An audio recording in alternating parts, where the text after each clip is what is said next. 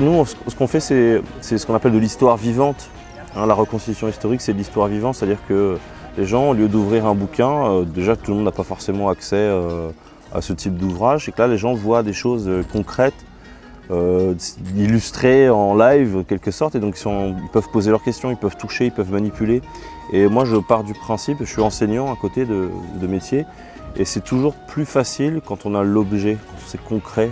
On peut raconter à un élève qu'une côte de maille c'est super lourd, mais tant qu'il n'a pas la côte de maille sur les épaules, il ne se rendra pas compte que c'est lourd.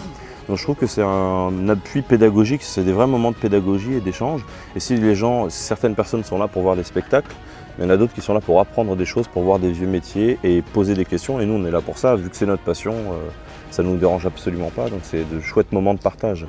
C'est-à-dire que nous on fait un campement qui est animé en permanence avec de la démonstration d'artisanat, beaucoup d'explications, d'initiation.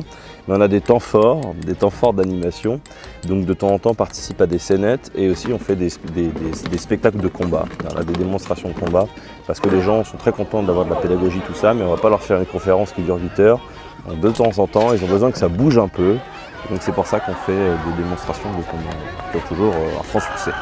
Le cadre est vraiment superbe. Nous, on est sur de la reconstitution autour de l'an 1000, donc à peu de choses près, c'est contemporain de la fondation de l'abbaye. Avoir une abbaye du XIe siècle dans cet état de conservation et vraiment dans un écrin de verdure avec le petit étang en bas. On est vraiment dans un cadre qui est magnifique.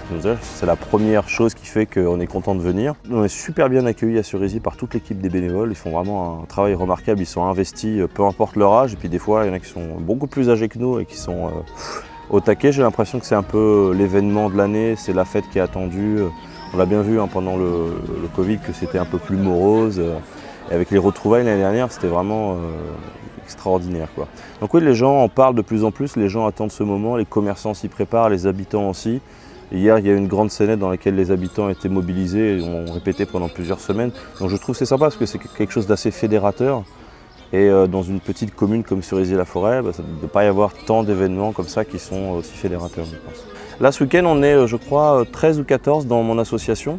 Mais là, tout autour de l'abbaye, il y a facilement une soixantaine de vikings, de reconstituteurs de la période viking pour animer le site. Je remercie Michel Goupil, qui est le président du comité Saint-Vigor, parce qu'il nous fait confiance depuis la première année.